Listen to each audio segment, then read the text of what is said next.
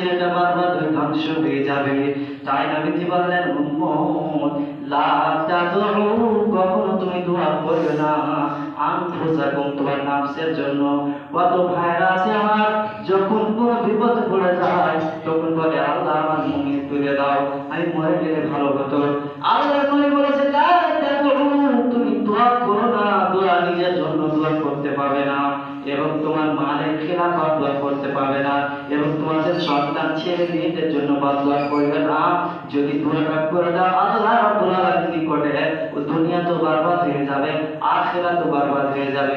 কেমন করে? একটা বুখারী শরীফের হাদিস আমার আল্লাহ রাসূল সাল্লাল্লাহু আলাইহি ওয়াসাল্লাম বলেছেন, দুইটা হাদিস বলে আমি সময় শেষ করব খুতবা।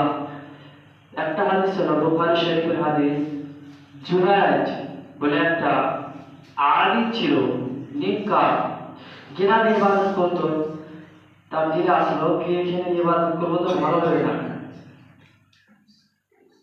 তো কেনে ভালো হবে এই জন্য কোন কারণে বাড়ি ঘর গিরামে টেনশন থাকবে, তো তারপরে না আমি একটা জঙ্গলে চলে যাই। এত লম্বা কথা আছে, আমি শুধু কিছু পয়েন্টের কথা দিচ্ছি, আপনারা শুনেন ভালো করে। এবার হযরতে জুরাইজ নিজের গ্রাম ছেড়ে চলে আসলো কোথায়? জঙ্গলে। একটা ঘর বানালেন, মসজিদ বানালেন ইবাদত করার জন্য। এবার ওখানে থাকে থাকে ইবাদত করছে।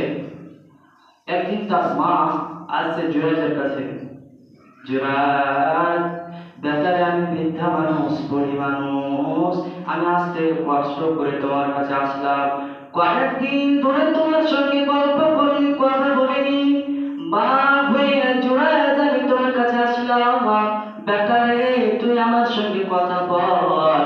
কিন্তু সে সময় হযরত জুরাইজ রাদিয়াল্লাহু তাআলা আনহু আল্লাহর ইবাদত করছিলেন। এরকম ইবাদত নয় আমি কি আপনাকে কি যা শুরু কাজ যা খাটাখাট মারলাম চলে গেলাম, না, লম্বা লম্বা করে নামাজ পড়ছিলেন। এবার মা বুড়া মানুষ খাওয়া থেকে থেকে খাইতে গেছে, এবার চলে গেলেন। দ্বিতীয় দিন আসলে যদি আবার জুরাইজ নামাজ পড়ছেন। জুরাইজ, বেটারে আমি মা বলে কষ্ট করে আসলাম, আমার সঙ্গে নামাজ ছেড়ে ধরবে, আমার সঙ্গে কথা বল। কিন্তু হযরত জুরাইজ বলছেন, আল্লাহ আমি ডাকি তোমাকে, আমার মা আমাকে ডাকে, আল্লাহ আমি কার কথা শুনবো? এবার জুরাইজ মনে মনে বলছেন, নামাজটা শেষ হয়ে তারপরে মার সঙ্গে কথা বলবো, কিন্তু মা খাড়বে না থেকে আবার চলে গেলেন। দুদিন হয়ে গেল, তিন দিন হযরত জুরাইজের মা আবার যেন আসছে। হযরত জুরাইজ রাদিয়াল্লাহু তাআলা আনহু ভেবেছিলেন কি নামাজটা পড়া হবে, তারপরে যাবো মার সঙ্গে দেখা করবো, কিন্তু যাবো করতে করতে যাওয়া হয়নি, মার সঙ্গে দেখা হয়নি। এবার হযরত জুরাইজ রাদিয়াল্লাহু তাআলা আনহুর মা দ্বিতীয় দিন আসলেন। আসার পর দেখছে তার ছেলে এবার নামাজ পড়ছে। এবার দেখছে হযরত জুরাইজ এটাই কথা মনে মনে বলছে, আল্লাহ আমি তোমাকে এখন ডাকছি, তোমার হুকুম আছে কিংবা তোমার আমার ইবাদত করার পর মা বাবার সঙ্গে সব ভালো ব্যবহার করবে, ওতে আমি তোমার ইবাদত করছি। আল্লাহ যদি আমি ছেড়ে তোমার ইবাদত ছেড়ে যদি মার সঙ্গে দেখা করতে যাচ্ছি, মনে হয় তুমি নারাজ হয়ে যাবে, হতে পারে তুমি নারাজ হয়ে যাবে। আল্লাহ নামাজ পড়ার পর আমি মার সঙ্গে দেখা করব। এবার জুরাইজের মা যে আছে গরিব মানুষ, বৃদ্ধা মানুষ, কত কারণে থাকবে, দাঁড়িয়ে পারলেন না বেশিক্ষণ। এবার চলে গেলেন। যাচ্ছেন কি বলছেন জানেন? কি দোয়া করছেন ছেলের জন্য? কে? জুরাইজ, আল্লাহ জুরাইজের অতদিন মত দিও না, কতদিন? যতদিন তার একটা বেশ্যা, একটা ফাহিশা, একটা রাঁধি মহিলা, পেট ছেলে আওরাতের মুখ যতক্ষণ না দেখবে কতদিন তার যেন তার মৃত্যু না হয়। বাদ দোয়া করে চলে গেলেন। এবার আল্লাহ তাআলা দোয়া কবুল করে নিলেন। এবার একটা মহিলা, রাঁধি বেশ্যা মহিলা, থাকে থাকে কিছুদিন পর জুরাইজের কাছে আসলেন। আসার পর বলছেন, জুরাইজ আমার সঙ্গে জেনা কর। জুরাইজ বলছেন, না আমাকে আমার দ্বারা থেকে কাজ সম্ভব হবে না। তো কি করো? এত লম্বা ওয়াকিয়া আছে হাদিসের মধ্যে। এবার যাচ্ছেন জুরাইজের কাছ থেকে ওই ব্যক্তি ছেলেটা চলে গেলেন তার কাছে, একটা রাখালের কাছে যাওয়ার পর জেনা করলো, বাচ্চা পেটে ধরলো। এবার যে আছে কাম মতলব যে আছে জুরাইজের ওই মহিলাটা রান্দি পেট ছেলেটা বা থাকে থাকে থাকে যখন বাচ্চা হলো, সময় হলো, তখন বাচ্চা আসলো দুনিয়াতে। এবার গ্রামের মানুষ বুক করছে বাচ্চাটা কার, তখন বলছে যে তোমরা যাকে আবিদ বলছো, নেককার বলছো, জুরাইজ নামে জঙ্গলে যে ইবাদত করছো, ওই জুরাইজের সন্তান। এবার গ্রামের মানুষ কইছে, যে বুড়িটাকে এতদিনকার আবিদ নিচ্ছে, আবিদ মনে করছে, আর ও এত বড় কাজ করেছে। এবার গ্রামের মানুষ লাঠি বারণ যা ছিল, যে হাজরত জুনাইদের ঘর বাড়িকে ভেঙে দিয়ে ইবাদত খানাকে ভেঙে দিল। ভেঙে দেওয়ার পর যা আছে জুনাইদকে মারি দিল, মারলো। এবার যখন জুনাইদ জিজ্ঞাসা করছে, ভাই তোমরা কেন মারছো? আমি কি কি কাম করেছি তোমাকে? করো কি কাম, কি তোমাকে অন্যায় করেছি মারছো? বলছে কি তুমি যে আছে এই বাচ্চাটা কার? বলছে বাচ্চা আমি কি আমি কার বাচ্চা? তো বলছে না, তুমি নিজেকে আগে মনে করছো। আর বলছে বাচ্চা কার? বলছে কেন? বলছে বাচ্চাটা তোমার, তুমি ওর সঙ্গে জেনা করেছো। বলছে ভাই বলবা জানে যে এখন যে আছে এত এত লোকের মানুষের মধ্যে আমি যদি করি যে আমি করিনি, তাই তো মানুষ লোকেরা বিশ্বাস করবে না। এবার জুনাইদ বলছেন, ভাইরা ওরা গ্রামের লোকেরা আমাকে কিছুক্ষণ সময় দাও, আমাকে কিছু টাইম দাও, আমি আল্লাহর জন্য। এবার হযরত জুনাইদ ওযু করলেন, ওযু করার পর 2 রাকাত নামাজ পড়লেন। নামাজ পড়ার পর রব্বুল আলামিনের কাছে দোয়া করে, আল্লাহ আমি একমাত্র তোমার ইবাদত করেছি। আল্লাহ তোমার আমি যদি তোমার এই ইবাদতটা যদি আমি তোমাকে রাজি করার জন্য করে থাকি, আল্লাহ তুমি সত্যকে সত্য করে দাও, যেটা হক ওটা হক করে দাও, ইনসাফ করে দাও আল্লাহ, যেটা হক ওটা দেখিয়ে দাও। এবার হযরত জুনাইদ নামাজ পড়ার পর দোয়া করলেন আল্লাহর কাছে। দোয়া করার পর হযরত জুনাইদ রাদিয়াল্লাহু তাআলা আনহু ওই ছেলেটার পেটে হাত দিয়েছে, পেটে হাত দিয়েছে, শরীরে হাত দেওয়ার পরে যাচ্ছে একটা খাম আছে, ইয়া গোলাম মান আবু, ইয়া গোলাম মান আবু, এ গোলাম ইয়া আল্লাহর বান্দা বল তোর বাবাকে। তো আল্লাহর হুকুমে যে আছে ওই বাচ্চাটা, দুধ খাওয়া বাচ্চা, বলছে আমার বাবা হলো ফালা চরবাহা। তো আল্লাহ রাসূল সাল্লাল্লাহু আলাইহি ওয়াসাল্লাম বলেছেন 3টা বাচ্চা যে আছে মায়ের পরে কথা বলেছেন। একটা হলো জুনাইদের সাথে যে একটা ঘটনা আছে, আর দ্বিতীয় হলো হযরত ইউসুফ আলাইহিস সালাম, আর 3টা বাচ্চা, 3 নম্বর বাচ্চা যাতে কথা বলেছিল মায়ের পরে, ওটা হলো যে হযরত ফিরাউন যখন সমস্ত মানুষকে যখন যারা ইসলাম কবুল করেছিল তারা একটা আগুনে ফেলার জন্য পারমিশন দিয়েছিল, তো যার পরীকে লাম্বা হয়ে যাবে। তো 3টা কথা বলেছিলেন। তো এটা এই হাদিসটা আমি পড়ার মানে কি হলো, উদ্দেশ্য হলো এটা যে তার মা দোয়া তার লেগে গেছিল। এখন আপনারা বলবেন কি মা দোয়া আল্লাহ কবুল করে দিলেন, তবে জুনাইদের দোয়া কেন আল্লাহ কবুল করে নিলেন?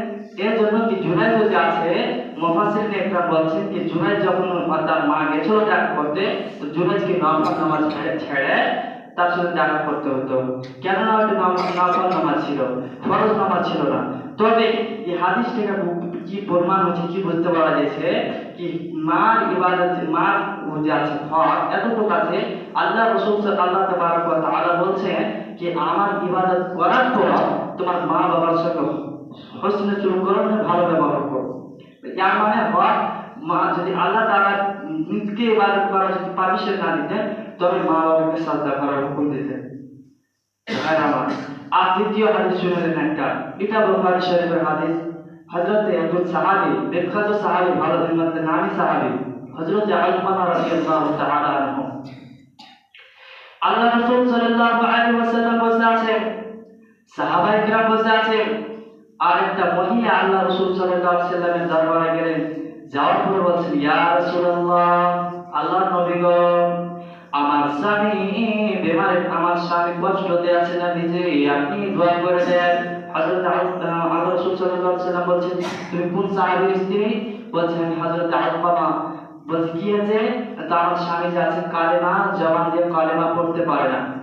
তখন সাহাবায়ে কেরামকে আল্লাহ রাসূল বললেন, হযরত বিলাল, হযরত আলী রাদিয়াল্লাহু তাআলা আনহু এবার দৌড়িয়ে গেলেন। হযরত আল্লাহ রাসূল সাল্লাল্লাহু আলাইহি ওয়াসাল্লাম যখন বললেন, তখন গেলেন কি দেখো তো সত্য কি সে কালেমা পড়তে পারে না? এবার যদি দেখে তা আসলে কালেমা পড়তে পারে না, তো হযরত আলী রাদিয়াল্লাহু তাআলা আনহু দোয়া করলেন আল্লাহর কাছে, কিন্তু আল্লাহ তাআলা দোয়া কবুল করলেন না, আল্লাহ তাআলা দোয়া কবুল করলেন না। এবার তারা দৌড় দিয়ে এবার নবীর কাছে আসলেন। আসার পরে বলছেন, আল্লাহ রাসূল আসলে কালেমা পড়তে পারে না। তখন যাচ্ছে আল্লাহ রাসূল সাল্লাল্লাহু আলাইহি ওয়াসাল্লাম বলছেন কি হযরত বেলালকে বলছেন, যাও তো তার বাড়িতে তার মা বাবা কি জিন্দা আছে, যদি জিন্দা থাকে আর যদি আসতে পারে তো তারা বলবে আল্লাহ রাসূল তোমাকে দাওয়াত করেছে, আর যদি না আসতে পারে তো আমি নিজে আল্লাহ রাসূলের কাছে চলে যাব। এবার হযরত বেলাল সাহাবায়ে কেরাম দৌড় দিলেন, যেতে আছে। এবার দেখছে যদি হযরত আলকামার বাড়িতে তার বাপ নেই, তার একটা বৃদ্ধা মা বিবুনা বসে আছে। বলছেন আল্লাহ রাসূল আপনাকে দাওয়াত করেছে, বলছেন আল্লাহ রাসূল দাওয়াত করেছে। এবার খুশিতে আনন্দ, এবার ওই মহিলাটার ব্যাপারে কিছু কথা বলো। হযরত আলকামার মা বলছেন নবী গো, আমার আলকামা এত ভালো, আমার এত আলকামা এত জ্ঞানী, এত হুঁশিয়ার মানুষ। আল্লাহ রাসূল বলছেন মা, আমি তোমাকে এটা কথা প্রশ্ন করি নাই কি তোমার ছেলে হুঁশিয়ার জ্ঞানী, আমি এটা কথা প্রশ্ন করছি তোমার ছেলের ব্যবহার সম্পর্কে। তখন তার মা বলছে আল্লাহর নবী গো, আপনি যখন ব্যবহার সম্পর্কে কথা জিজ্ঞাসা করলেন কি আমার ছেলে আমার সঙ্গে কিরকম ব্যবহার করতো, আমি মা হয়ে বড় কষ্ট পাই। যেমন এই কথা বলেন মা হয়ে আমি বড় কষ্ট পাই। আল্লাহ রাসূল বলেন সাহাবায়ে কিরাম তোমরা জঙ্গলে যাও, পাহাড়ে যাও, লোকড়ি কেটে আনো। এবার লোকড়ি কেটে আনার পর ওখানে লোকড়ি কুঁদরো বানাও, আগুন তৈরি করো। এবার মা জিজ্ঞাসা করছেন আল্লাহ নবী গো, আমার নবীকে আপনি আলকামার জন্য লোকড়ি কাটতে বলছেন, তারপর জ্বালাতে বলছেন কেন? বলছেন আল্লাহ রাসূল মা, আল্লাহ রাব্বুল আলামিন তোমার সঙ্গে তোমার ছেলে যে আচরণ করেছে ওই আচরণের কারণে রাব্বুল আলামিন নারাজি আছেন। আর তোমার ছেলেকে যতক্ষণ পর্যন্ত এই আগুনের শাস্তি না দেওয়া হবে ততক্ষণ পর্যন্ত রাব্বুল আলামিন তাকে ক্ষমা করবেন না, মাফ করবেন না। এটা কথা শোনার পর আল্লাহ রাসূল ওই ছেলেটার মা আল্লাহ রাসূল বলছেন কি এই মা শোনো, তোমার ছেলেকে তুমি যদি মাফ করে দাও তবে আমি আল্লাহর কাছে দোয়া করব যে আল্লাহ রাব্বুল আলামিন হযরত আলকামার গুনাহ যে মাফ করে দেবেন। তখন মা বলছেন ঠিক আছে আমি দিল থেকে মাফ করে দিলাম। এবার যখন মাফ করে দিয়েছে আল্লাহ রাসূল দোয়া করেছেন, সাহাবায়ে কিরামকে আল্লাহ রাসূল বলছেন যাও তো বাড়িতে, হযরত আলকামা কথা বলতে পারছে কিনা কালিমা, যদি যাচ্ছে তো হযরত সাহাবায়ে কিরাম দৌড়াইছে স্ত্রী যে দেখি আল্লাহ নবীর দোয়া কবুল হয়েছে কি আমরা আগে যা পৌঁছতে পারি, তো যদি যা পৌঁছতে তো আগে যেন হযরত আলকামা জোরে জোরে কালিমা পড়ছেন লা ইলাহা ইল্লাল্লাহ মুহাম্মাদুর রাসূলুল্লাহ। তবে দুই হাদিস এবং আপনাকে পাঁচটা হাদিস শুনালাম, একটা কোরআনের আয়াত। তো পাঁচ হাদিসেতে আল্লাহ রাসূল সাল্লাল্লাহু আলাইহি ওয়াসাল্লামের পাঁচও হাদিসে আজকের হাদিসে যেটা বুঝলাম কি আল্লাহ রাসূল সাল্লাল্লাহু আলাইহি ওয়াসাল্লাম বলেছে যদি কারো মা বাপ ভালো দোয়া করুক তাও, খারাপ দোয়া করুক তাও আল্লাহ রাব্বুল আলামিন কবুল করবেন। তবে কিছু মা বাপ আছে যে ছোট মোটো কথা নিয়ে একদম যে আছে আজও বেঁধে বেঁধে দোয়া করবে, ওটা দোয়া আল্লাহ রাসূল সাল্লাল্লাহু আলাইহি ওয়াসাল্লাম বলে দিয়েছেন কি লা তাদউ আলা আনফুসাকুম ওয়া লা তাদউ আলা আওলাদিকুম ওয়া লা তাদউ আলা আমওয়ালিকুম লা তুফিদু মিনাল্লাহি সাআতান ইউসআলু ফিহা আতাউ ফায়াস্তাজিব লাকুম। আল্লাহ রাসূল সাল্লাল্লাহু আলাইহি ওয়াসাল্লাম বলেছেন কি ছোট মোটো কথা নিয়ে তোমার ছেলের জন্য যদি তাড়াতাড়ি দোয়া করে দিও না, যখন দেখবে তোমার ছেলে আমার কথা মানে না, তোমার মতলব এরকম হয়ে গেছে আপনার অনেক কষ্ট দিচ্ছে আপনি সহ্য করতে পারেন না, শেষ করে তখন দোয়া করবেন ওই ছেলের জন্য যে ছেলে কথা মা বাপের কথা শুনবে না। তবে আজকের হাদিসে এটা বুঝতে পারলাম কি মা বাবা যে আছে মা বাবার সঙ্গে ভালো ব্যবহার ভালো আচরণ করতে হবে। আর